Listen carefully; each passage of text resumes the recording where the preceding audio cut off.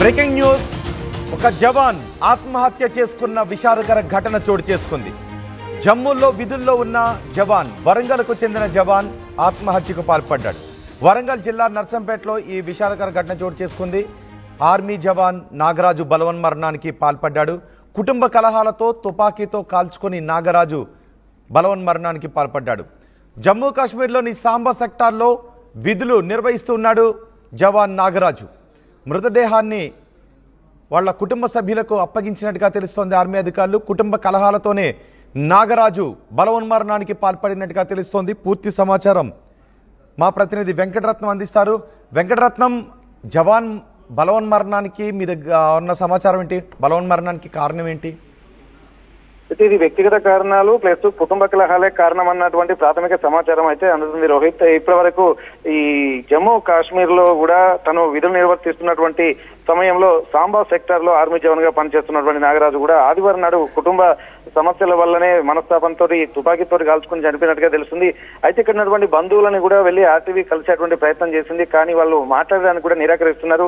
కానీ ఏం జరిగినటువంటి విషయాలు కూడా పూర్తిగా తెలవాల్సినటువంటి అవసరం అయితే అనిపిస్తుంది. ముఖ్యంగా భార్యాభర్తల మధ్యనే ఏదో మనస్తాపంతో మాట పెరిగి ఇదే కొద్దిగా తను ఆత్మహత్యకు పాల్పడినట్టుగా ప్రాథమిక సమాచారం అయితే అందుతుంది. కానీ ఆ కుటుంబ సభ్యులు కానీ బంధుమిత్రులు కానీ ఎవరు మాట్లాడడానికి ముందుకు రావడం లేదు. దీనికి సంబంధించి ఆర్మీకి నుండి 5 జవాన్లు కూడా ఈ ప్రస్తుతానికి నాగరాజు భౌతిక కాయాన్ని ఇక్కడికి తీసుకుని వచ్చారు.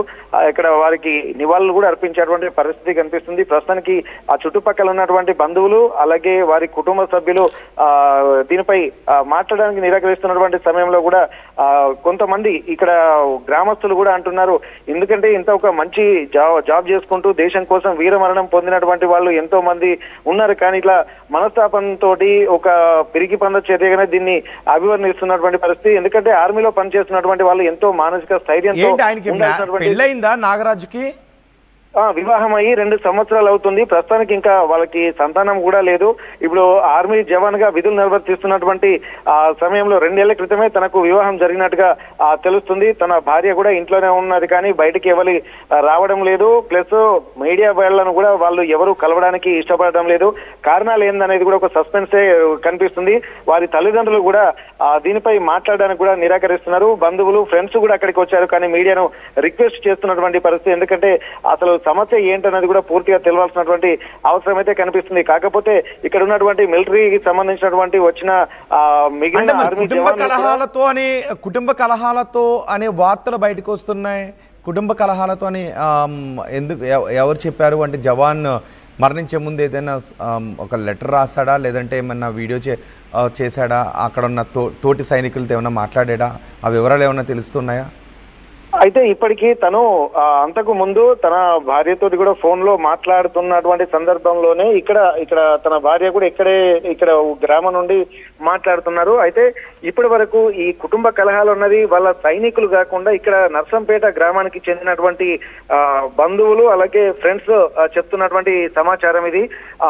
ఆర్మీ జవాన్లకు వాళ్ళకు కూడా ఏం తెలియదు.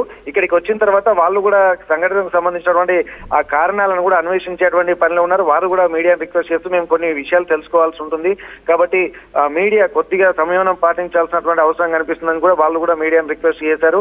అయితే ఈ నేపథ్యంలో కూడా అసలు పూర్తి స్థాయి కారణాలు ఏంటన్నటువంటి విషయంలో వారు కూడా పరిశీలన చేస్తున్నారు. ఎందుకంటే మా అధికారుల ఇన్స్ట్రక్షన్స్ లేకుండా మేము కూడా ఏం మాట్లాడకూడదని చెప్పి మీడియాతో చెప్తున్నటువంటి పరిస్థితి.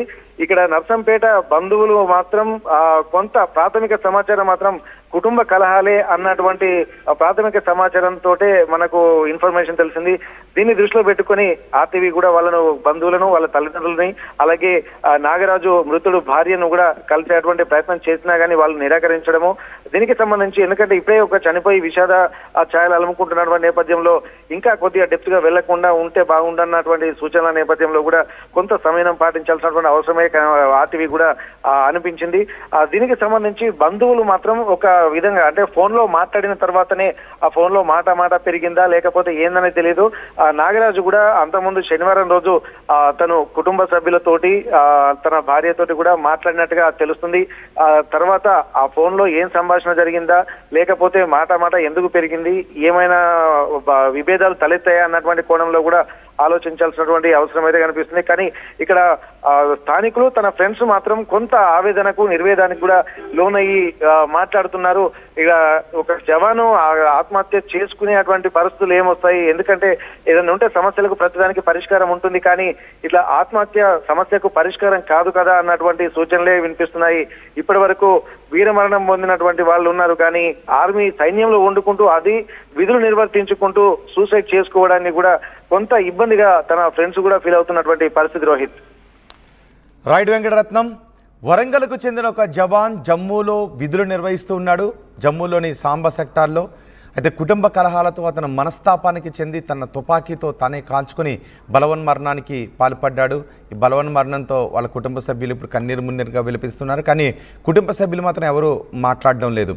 కుటుంబ కలహాలతోనే జవాన్ నాగరాజు ఆత్మహత్యకు పాల్పడినట్టుగా తెలుస్తూ ఉంది.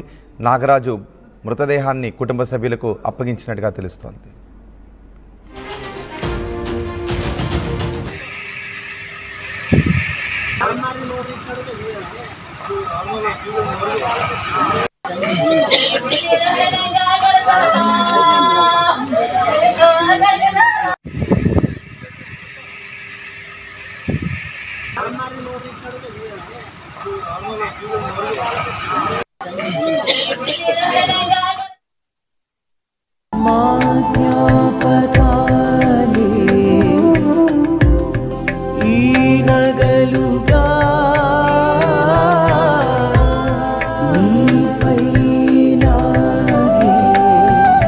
అమ్మాయి గౌరవాన్ని అమ్మలా కాపాడుతుంది. Gokulam signature jewels.